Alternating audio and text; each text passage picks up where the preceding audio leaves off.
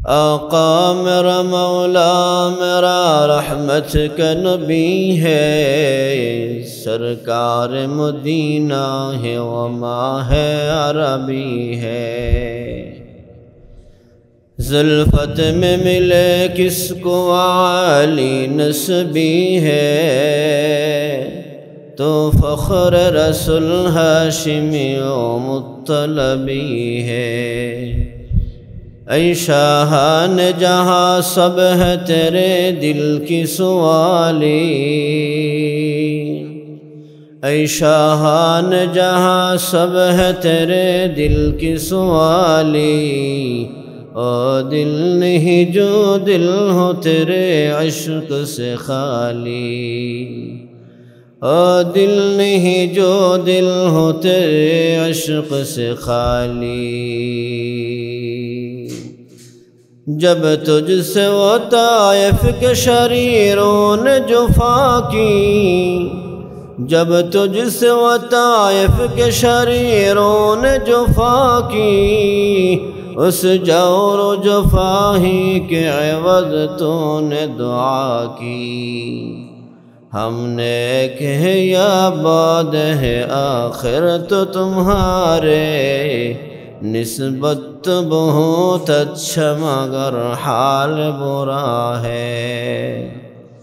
اے باد صبا سوئے مدینہ جو گزر ہو، اے باد صبا سوئے مدینہ جو گزر ہو، کچھ ساقی کوثر میرا غم کی خبر لو، کچھ ساقی کوثر میرا غم کی خبر لو۔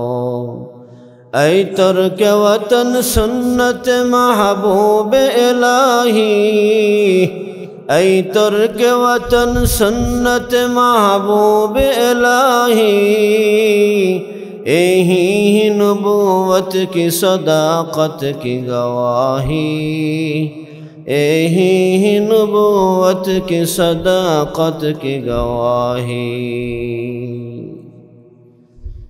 মহান রব্বুল ইজ্জত আল জালালের আলী শান দরবারে শুকরিয়া আদায় করে সকলে উচ্চারণ করি আলহামদুলিল্লাহ। মুহতারাম হাজরিন, আমরা গত জুমাতে নবী করিম সাল্লাল্লাহু আলাইহি ওয়াসাল্লামের জীবনের ঐতিহাসিক একটা অধ্যায়, যেটা আমাদের জন্য বিরাট শিক্ষার, সেই অধ্যায়টা আমরা আলোচনা করছিলাম। নবী করিম সাল্লাল্লাহু আলাইহি ওয়াসাল্লাম এই স্বল্প জিন্দেগীর পুরাটা সময় নিজ জন্মভূমিতে কাটাতে পারেন নাই। তিনি অবশেষে আল্লাহ রাব্বুল আলামিনের নির্দেশে কাফের মুশরিকদের জ্বালা যন্ত্রণায় মক্কাতুল মুকাররমা ছেড়ে হিজরত করেছিলেন। সেই প্রেক্ষাপট আমরা আলোচনা করেছিলাম। নবীজির মদিনার উদ্দেশ্যে গৃহত্যাগ কিভাবে করলেন সেই কথাগুলো আমরা বলছিলাম। নিজ শয্যাস্থলে হযরত আলী কাররামাল্লাহু ওয়াজহাহুকে শোয়ার নির্দেশ দিয়ে তিনি নিজের বাসভবন থেকে বের হয়ে চলে গেলেন। সেই চলে যাওয়ার মুহূর্তেও কিভাবে চলে গেলেন সেগুলো আমরা শুনেছি। এক মুষ্টি বালু হাতে নিয়ে তিনি সূরা ইয়াসিনের ঐতিহাসিক আয়াতে কারিমা তেলাওয়াত করেছেন, ওয়াজআলনা মিন বাইনি আইদিহিম সাদ্দাও ওয়া মিন খালফিহিম সাদ্দাও ফাআগশায়নাহুম ফাহুম লা ইউবসিরুন। আল্লাহ রাব্বুল আলামিন তাদের চোখের সামনে আড়াল করে দিলেন, প্রাচীর করে দিলেন, ফলে তারা আর দেখতে পায় না। নবী করিম সাল্লাল্লাহু আলাইহি ওয়াসাল্লাম চলে গেলেন। মদিনার পথ মক্কা থেকে উত্তর দিকে। নবী করিম সাল্লাল্লাহু আলাইহি ওয়াসাল্লাম নিজ গৃহ থেকে বের হয়ে সিদ্দিক আকবর রাদিয়াল্লাহু তাআলা আনহু বাড়িতে গিয়ে জানালা দিয়ে বের হয়ে ওনারা চলে গেলেন। তার সাথে ছিল হযরত আবু বকর সিদ্দিক রাদিয়াল্লাহু তাআলা আনহুর ছেলে আব্দুল্লাহ। তিনি অত্যন্ত বুদ্ধিমান বিচক্ষণ লোক ছিলেন। তারা উল্টো পথে যাত্রা করলেন ইয়ামানের দিকে, দক্ষিণ দিকে। যাত্রা করতে করতে তারা আরোহীতে আরোহণ করে চললেন প্রায় 5 কিলোমিটার দূরে একটা পাহাড় আছে, যে পাহাড়টা মশহুর গারে সৌর, সৌর পর্বত।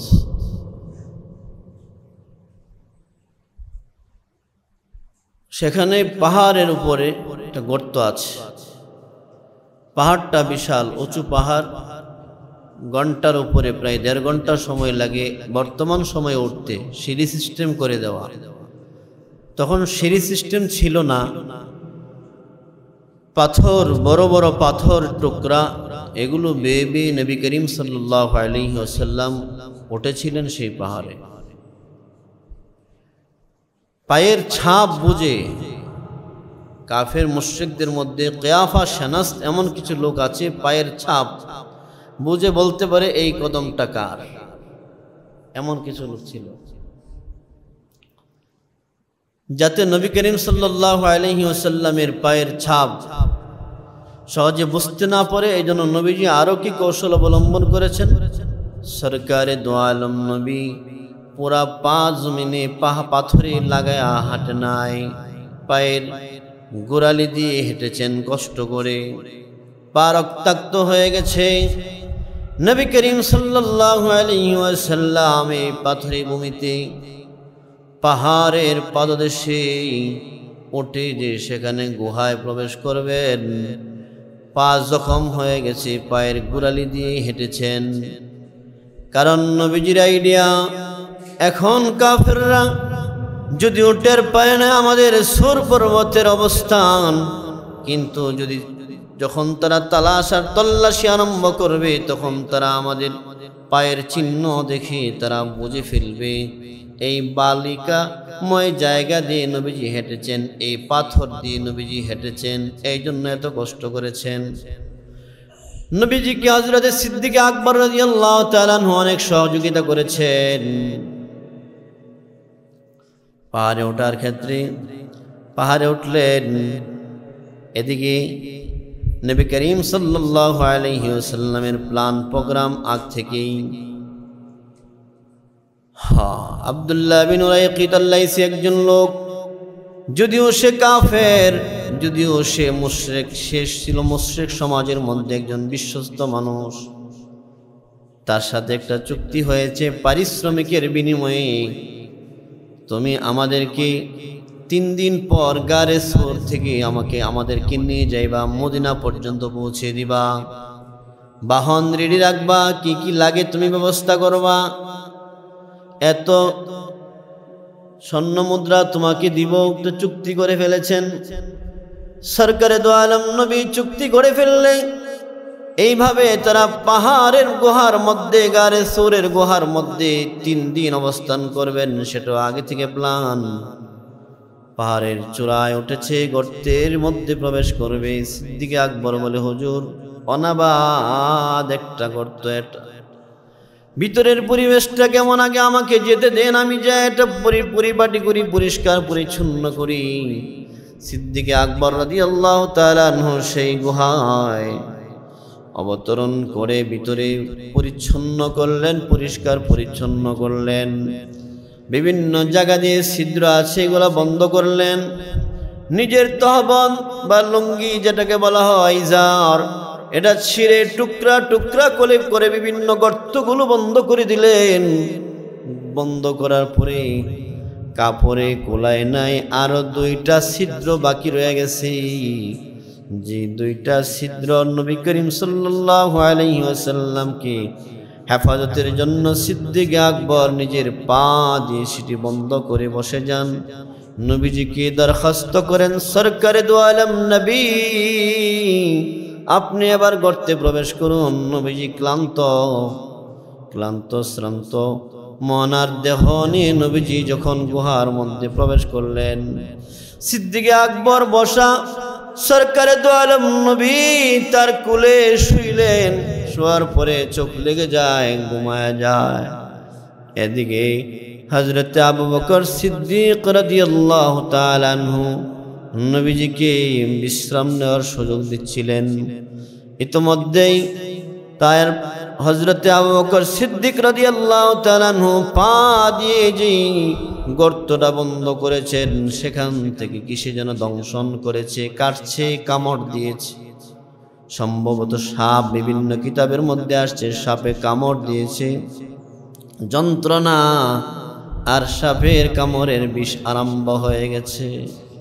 সিদ্দিক আকবর রাদিয়াল্লাহু তাআলা আনহু ব্যথার যাতনায় চোখের পানি আটকে রাখতে পারে নাই। মনের অজান্তেই চোখ বেয়ে গড়িয়ে এক ফোঁটা পানি সরকারি দো আলম নবীর চেহারা মুবারকে পড়ে গেছে। নবীজি ঘুমায় গেছিলেন, ঘুম ভেঙে যায়, কিসের পানি আমার চেহারায় পড়লো। সিদ্দিক আকবরের দিকে তাকায় দেখে আবু বকরের সিদ্দিক রাদিয়াল্লাহু তাআলা আনহুর গাল বেয়ে বেয়ে পানি পড়ে, সেই পানিগুলো মুছে ফেলছে। আটকানো যায় না এমন এক ফোঁটা পানি আমার চেহারায় পড়েছে। আবু বকর, কাঁদো কেন? আবু বকর বলেন, ইয়া রাসূলুল্লাহ, ইয়া হাবিবাল্লাহ, এই যে ছিদ্রটা আমি আমার পা দিয়ে বন্ধ করেছি, সেখান থেকে কিসে যেন মনে হয় সাপ আমাকে দংশন করেছে।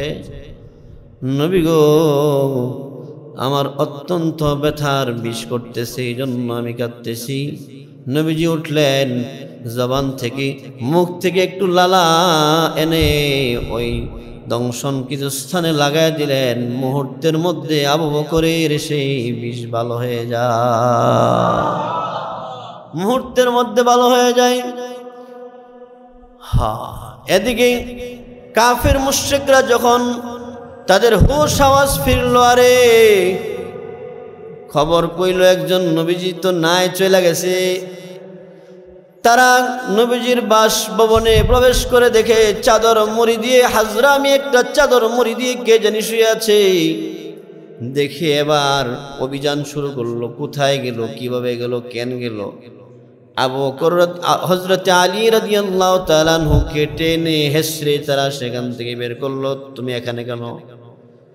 তাকে আক্রমণ করেছে, তার উপর হামলা করেছে। তাকে এক পর্যায়ে নবীজির বাড়ি থেকে টেনে হেসড়ে কাবাগরে নিয়ে আসলো। কাবাগরের সামনে বসে, তুমি শিকার আসতে হবে, তোমার নবী কোথায় গেছে, কোথায় তোমরা পালিয়েছো তাকে। তাকে অত্যন্ত নির্মমভাবে তাকে অত্যাচার করে হামলা করে আবু জাহেলের নেতৃত্বে সে বলে নাই আমি বলতে পারবো না। অবশেষে কাফের মুশরিকরা জানে সবচাইতে সহচর, সবচাইতে ঘনিষ্ঠজন হলো নবীজির সিদ্দিক আকবর রাদিয়াল্লাহু তাআলা আনহু। আলী রাদিয়াল্লাহু তাআলা আনহুকে জেরা করে কোনো লাভ হয় না, চলে গেল আবু বকরের বাড়িতে। গিয়ে দেখি হযরতে আসমা আয়েশা রাদিয়াল্লাহু তাআলা আনহার বোন। তাকে জিজ্ঞেস করি, আসমা তোমার বাবা কোথায়? তিনি বলে, বাবা বাড়িতে নাই। বাবা কি বাড়িতে? কোথায়? নবীজির সাথে। কোথায়? নবীজির। বাবা তো বাড়িতে নাই, তাহলে বাবা কোথায়? কোথায় বলতে পারি না। বলা যাবে নাকি? বলা যাবে? কোথায় তাও বলতে পারি না, জানি বলতে পারি না। মুশরিকরা সিদ্দিক আকবরের কন্যা হযরত আসমা রাদিয়াল্লাহু তাআলা আনহাকে কানের মধ্যে এমন জোরে চপেটাঘাত করেছে, কানের যে জিনিস ছিল সেটা খুলে পড়ে যায়, অত্যন্ত ব্যথা পায়। বলে নাই, তারপরেও হযরত সিদ্দিক আকবরের একটা ওজন ছিল, ওয়েট ছিল সমাজের মধ্যে, এখান থেকে চলে যায়।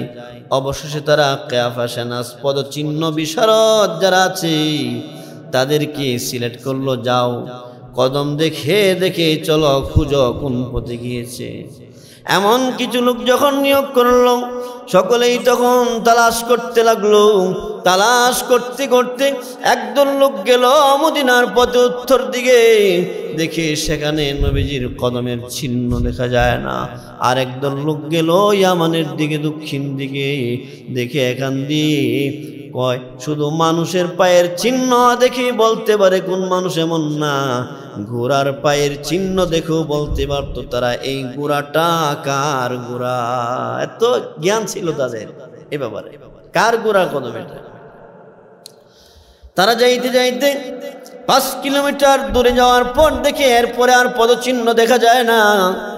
উঠলো তারা সেই পাহাড়ে গাড়ে সোর পর্বতে যখন তারা উঠতে আরম্ভ করলো, যেই পর্যন্ত পায়ের চিহ্ন আছে নবীজি কিন্তু পুরা কদম ব্যবহার করে নাই, পায়ের গোড়ালি দিয়ে দিয়ে নবীজি হেঁটেছে, বাকি পাও আলো করে রেখেছে।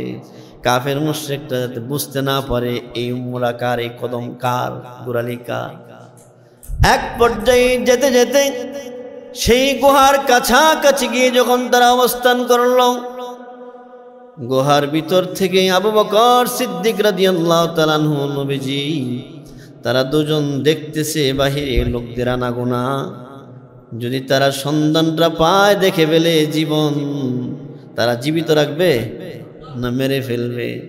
সিদ্দিক আকবর রাদিয়াল্লাহু তাআলা আনহু পেরেশান, নিজের জীবনের জন্য না। পয়গম্বর জিজ্ঞাসা করে, আবু বকর তুমি এত চিন্তিত কেন?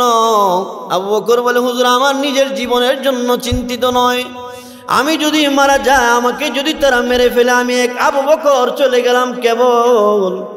কিন্তু পয়গম্বর আপনাকে যদি তারা মেরে ফেলে পুরাই উম্মত, আপনার পুরা উম্মত বিপদগামী হয়ে যাবে, আপনার পুরা উম্মত ইতিম হয়ে যাবে। নবী গো আপনার জন্য আমি আজকে পেরেশানি আর চিন্তিত। পয়গম্বর আবু বকর সিদ্দিক রাদিয়াল্লাহু তাআলা আনহুকে তিনি সান্ত্বনা দেন। কি বলে সান্ত্বনা দিয়েছেন সেই সান্ত্বনার বাণীটাও আমার আল্লাহ কোরআনুল কারীমে নকল করেছেন, নাজিল করেছেন। আল্লাহ বলেন পয়গম্বর তখন সিদ্দিক আকবরকে কি বলে সান্ত্বনা দিয়েছিল। সূরা তাওবার 40 নম্বর আয়াতে কারীমা আল্লাহ বলেন, ইল্লা তানসুরুহু ফাকাদ নাসারাহুল্লাহু ইযা আখরাজাহুল্লাযীনা কাফারু ثاني اثنين إذ هما في الغار إذ يقول لصاحبه لا تحزن إن الله معنا। আল্লাহ বলেন পয়গম্বর তখন সঙ্গী আবু বকর সিদ্দিক রাদিয়াল্লাহু তাআলা আনহুকে সান্ত্বনা দিয়েছিল, হে আবু বকর লা তাহজান ইন্নাল্লাহা মা'না, তুমি চিন্তা করো না, আমরা এখানে 2 জন নয়, আমরা এখানে 3 জন। সুবহানাল্লাহ, কয়জন আমরা? ইন্নাল্লাহা মা'না, নিশ্চয় আল্লাহ তাআলা আমাদের সঙ্গে আছেন। এই জন্য মুমিনের সবচেয়ে বড় গুণ হলো যখন সে একা থাকে সে ভাববে না যে আমি একা আছি, আমার সাথে কে আছে। 2 জন আছে, শুধু 2 জন নয়, সাথে কে আছে? আল্লাহ তাআলা আছে। মুমিনের সবচেয়ে বড় সবক হলো এখান থেকে সুখে থাকি দুঃখে থাকি, জলপথে থাকি স্থলপথে থাকি, সবসময় স্মরণে রাখা আমার সাহায্যের জন্য এই বিপদের মুহূর্তে কে আছে? আল্লাহ তাআলা আছে। এই জন্য সবচেয়ে বড় সবক এটা। আবু বকর যত সান্ত্বনাই দেখ সান্ত্বনা নিতে পারছেন না, নিজের জন্য নয় নবীজির জন্য। অনেকক্ষণ তারা এখানে গবেষণা করলো, কদম তো আর সামনে দেখা যায় না, কোথায় গেল? ইতিহাসের কিতাবের মধ্যে আসছে সকলে বলাবলি করতে লাগলো, অনেকেই বলাবলি করতে লাগলো এখানে একটা গর্ত আছে, গর্তের ভিতর দেখো। কিন্তু ঘটনাটা এমন ছিল, গর্তের মুখের মধ্যে অল্প সময়ের ব্যবধানে মাকড়সা জাল বেঁধেছিল। মাকড়সার বাড়ি অত্যন্ত মজবুত, হ্যাঁ নাকি? মাকড়সার বাড়ি হলো দুনিয়ার সব বাড়িঘরের চাইতে সবচাইতে দুর্বল বাড়ি। দুর্বল। ইন্না আওহানাল বুয়ুতি লাবাইতুল আনকাবুত। আল্লাহ বলেন সবচাইতে নিকৃষ্ট সবচাইতে হালকা ঘর, হালকা বাড়ি হলো কার? মাকড়সার। মাকড়সার জাল, মাকড়সার জাল বুনে দিয়েছে। বিশেষজ্ঞরা বলে এখানে মাকড়সার জাল পড়ে আছে। কবে কবে এখানে যদি এরা এই গুহার মুখ দিয়ে ঢুকতো তাহলে তো জালটাও থাকতো না। ওই যে সবচাইতে হালকা বাড়ি বাঁধতেও সময় লাগে না, সবচাইতে মজবুত বাড়ি দুনিয়ার হাইসিয়তে বড় বড় টাওয়ার বাঁধতে সময় লাগে না? লাগে না? লাগে। কিন্তু গুহার মুখে সবচাইতে একটা হালকা ঘর স্থাপন করে দিল, যার সময় লাগে না। কিন্তু কাফের মুশরিকরা তাকায় না, এখান থেকে চলে যায়। শুক্রবার, শনিবার, রবিবার 3 দিন পর্যন্ত এই গুহার মধ্যে 2 জন সঙ্গী একসাথে অবস্থান করে। আবু বকর সিদ্দিক রাদিয়াল্লাহু তাআলা আনহুর ছেলে আব্দুল্লাহ খানা পিনা নিয়ে আসে। নবীজির একজন দাস আমের ইবনে ফুহাইরা সেই বকরি বলতো, বকরির দুধ নিয়ে আসতো। তবে সে বিচক্ষণ, সে যখন খাবার নিয়ে আসে, খাবার নিয়ে আসার পরে আবু বকরের ছেলেও খাবার নিয়ে আসে, সে এই পায়ের চিহ্নগুলো নিজে আবার মুছে দিয়ে যায়। কারণ সে রাখাল, সে আসতে পারে বকরি চড়াইবার জন্য আসে, তার পায়ের চিহ্ন তারা এতটা তালাশ করবে না। এইভাবে 3 দিন পর্যন্ত এখানে খাবারের সার্ভিস দেয়। সার্ভিস দেওয়ার পরে 3 দিন পর শুক্রবার, শনিবার, রবিবার এই 3 দিন এখানে ছিল। আব্দুল্লাহ বিন উরাইকিত আল-লাইসি কাফের মুশরিক, যাকে পারিশ্রমিকের বিনিময়ে ধার্য করে আসছিল, সোমবার তুমি গারে সৌরের গুহার কাছে থাকবা, সেখান থেকে আমাদেরকে মদিনা পর্যন্ত পৌঁছে দিবা, তোমাকে আমরা এত এত পারিশ্রমিক দিব। সে ছিল কাফেরদের মধ্যে বিশ্বস্ত, কাফেরদের মধ্যে বিশ্বস্ত। সে যথাসময়ে সেখানে উপস্থিত। সেখান থেকে সোমবার দিন রওনা করলেন। সোমবার দিন রওনা করলেন, বিভিন্ন নদী উপকূল এলাকা দিয়া ছুটলেন, সেখানে পাহাড়ের পাদদেশ দিয়ে ছুটলেন।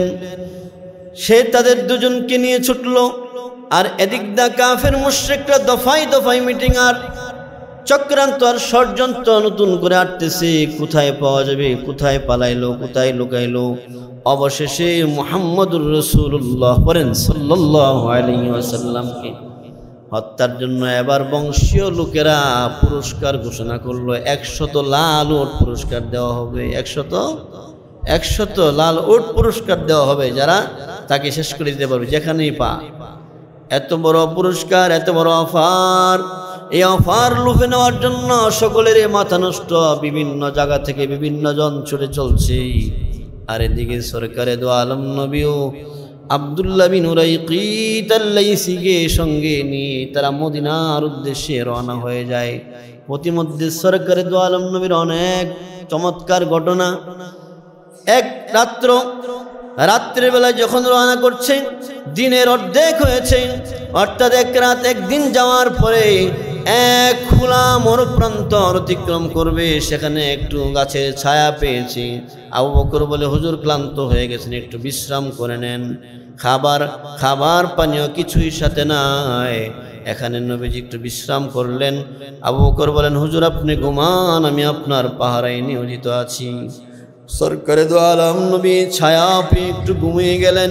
আবু বকর ঘুমান নাই, তিনি সজাগ। দেখলেন কিছুক্ষণের মধ্যে একজন রাখাল অনেকগুলো বকরি নিয়ে দিক দিয়ে যাচ্ছে। থামালেন, ভাই রাখাল থামো, তোমার কাছে এই দুধের বকরি আছে কিনা? আছে, আমাদেরকে একটু দুধ দেওয়া যাবে? দেওয়া যাবে দুধ। তখন ছাগল বা বকরির উলানটা পরিষ্কার করে একটু দুধ দহন করলেন, এটার সঙ্গে একটু ঠান্ডা পানি মিশালেন, পয়গম্বরকে জাগ্রত করলেন। ইয়া রাসূলুল্লাহ, ইয়া হাবিবাল্লাহ, একটু জাগ্রত হলে ভালো হয়। নবীজি জাগ্রত হলে নবীজির পেটে অনেক খিদা, এই বকরির দুধ নবীজি পান করলেন। রাখাল চলে গেল। এরপরে বিশ্রাম হলো, খাবার পানীয় হলো। এখান থেকে আবার সামনে চললেন। সামনে যাওয়ার পরে এবার ঘোড়ার সামনে বসলেন আবু বকর সিদ্দিক রাদিয়াল্লাহু তাআলা আনহু। যেই লোকটার 4 দিন যাবত, 4.5 দিন যাবত কোনো একটু সময়ের জন্য ঘুমান নাই, তাই চেহারার মধ্যে একটু বয়স্কের ছাপ পড়ে গিয়েছে। 4 দিনের মধ্যেই সরকারে দো আলম নবীকে সেফটি দেওয়ার জন্য যা যা করার সিদ্দিক আকবর তাই করছে। এবার সিদ্দিক আকবর ঘোড়ার সামনে বসছেন। নবীজিকে সামনে দিয়েছে, সিদ্দিক আকবর পিছনে। কারণ সামনের লোকটাকে একটু ইয়াং মনে হয়, কম বয়স্ক মনে হয়। আবু বকরকে বয়স্ক মনে হয়, কারণ চেহারার মধ্যে বয়সের ছাপ পড়ে গেছে। 4 দিন ঘুম নাই, খাওয়া নাই ঠিক মতো। এই জন্য প্রতিমধ্যেই যারা আসে জিজ্ঞাসা করে, আপনার সামনের লোকটা স্মার্ট দেখা যায়, কে এসে জিজ্ঞাসা করে আবু বকরকে। এই ভদ্রলোককে তোমার সামনে আছে। পিছনে থাকা সিদ্দিক আকবর উত্তর করে, উনি আমার রাহবর, উনি আমাকে পথ দেখায়। আল্লাহু আকবার বলেন।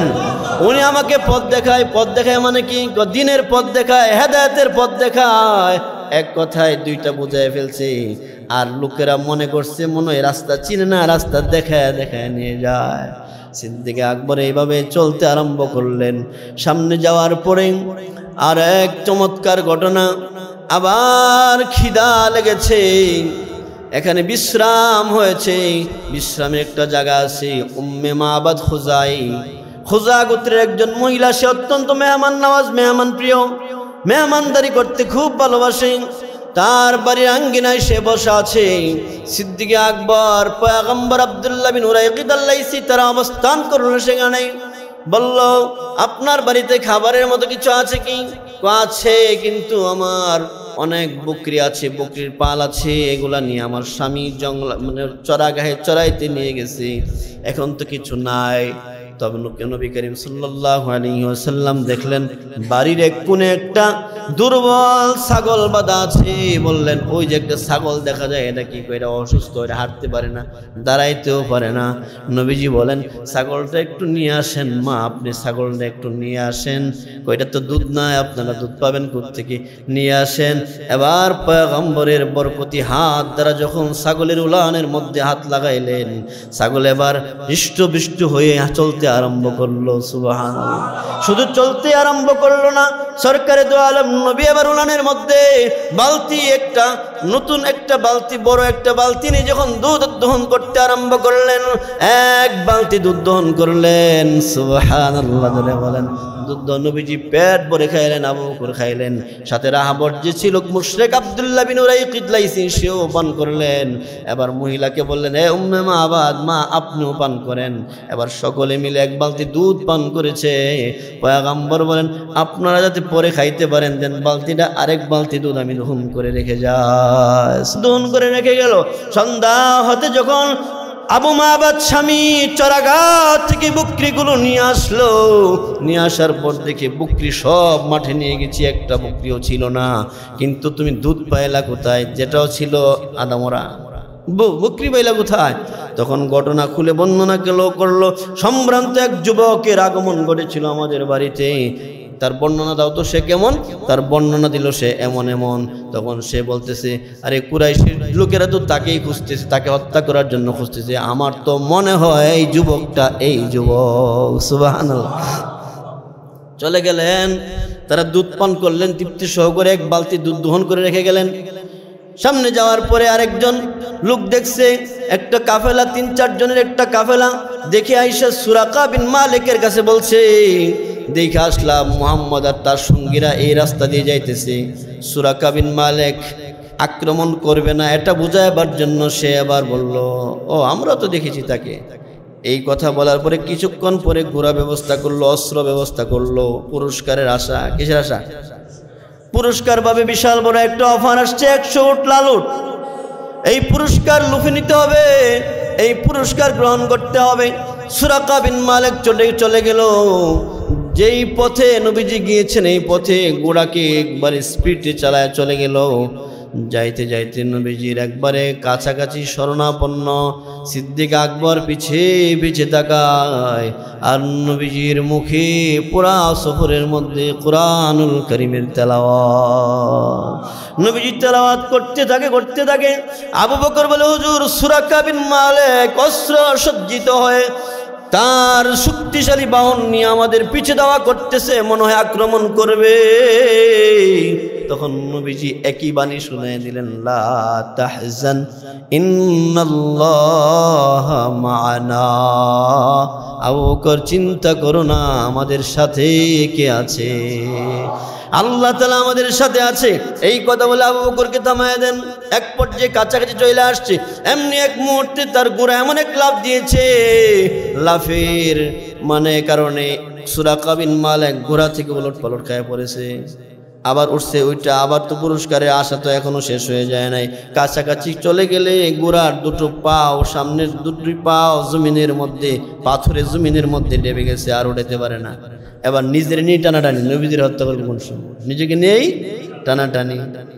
এখন এক পর্যায়ে অনেক চেষ্টা করে উঠাইলো, উঠানোর পর দেখছে গোড়ার ডেবে যাওয়া পায়ের যে শূন্য স্থান আছে ওই স্থান থেকে আগুনের ধোঁয়া বের হচ্ছে, আগুনের ধোঁয়া বের হচ্ছে। যাই হোক, অবসরে নিজের ভুল বুঝতে পারছে, তাদেরকে ডেকে বললো, আমি আপনাদেরকে হত্যা করব না, আমাকে আপনারা এখন রক্ষা করেন, আমি মনে হয় আর ফেরত যাইতে পারবো না। নবীজি গাড়ি থামাইলেন, মানে বাহন থামাইলেন। থামানোর পর বললেন, ঠিক আছে চলে যাও। কথা এতটুকু, নবীজি বেশি কথা বললেন না। সুরাকা বলে, আমাকে নিরাপত্তার চুক্তি লিখে দেন, আমি আপনার বিরুদ্ধে অ্যাকশনে যাব না। নবীজি বলেন, নবীজির যে দাস ছিল আমের ইবনে ফুয়াইরা, লিখে দাও, নিরাপত্তার চুক্তি লিখে দাও, তার কোনো ক্ষতি হবে না, আমরা ক্ষতি করব না। লিখে দিল, সেই চলে যাবে। নবীজিকে অনেক উপঢৌকন হাদিয়া দিতে চেয়েছে, নবীজি কোনো কথা বলে নাই। কথা একটাই, যা ঘটেছে, যা দেখেছ গোপন রাখিও, চলে যাও। নবীজির একটাই গন্তব্য, মদিনায় পৌঁছতে হবে। সোমবার রওনা করেছে, পরের সোমবার 8 দিন সময় লেগে গেছে। সরকারে দো আলম নবী মদিনা শহরের মধ্যে প্রবেশ করেছে। সুবহানাল্লাহ বলেন। প্রথমে কুবা মসজিদে কুবা, যারা হজ উমরায় গিয়েছেন দেখেছেন, যেখানে 2 রাকাত নামাজ পড়লে একটা উমরার সমপরিমাণ সওয়াব দেওয়া হয়। সুবহানাল্লাহ। ওই এলাকায় গেলেন। মদিনার শিশু, মদিনার নারী পুরুষ সকলেই আকাঙ্ক্ষায় আছে, কখন আসবে ওই মক্কার মহাপুরুষটা আমাদের মদিনায় আসবে। প্রত্যেক দিন তারা সকালে বের হয়, দুপুর পর্যন্ত যখন রোদের তাপমাত্রা বেড়ে যায় ঘরে চলে যায়, আবার বিকালে বের হয়। সে মহামানব আমাদের এলাকায় আসতেছে, তাকে ইস্তেকবাল আর স্বাগতম জানাবার জন্য, এইভাবে স্বাগতম জানায় নেওয়ার জন্য তারা প্রতিনিয়ত অপেক্ষা করতে থাকে। সোমবার সেই গুহা থেকে রওনা করেছে, আবার পরের সোমবার 8 দিন, আগে 3 দিন, কয়দিন হলো? 11 দিন। কয়দিন হলো? তখনও মদিনায় ঢুকে নাই, কুবা এলাকায় তিনি অবস্থান করলেন।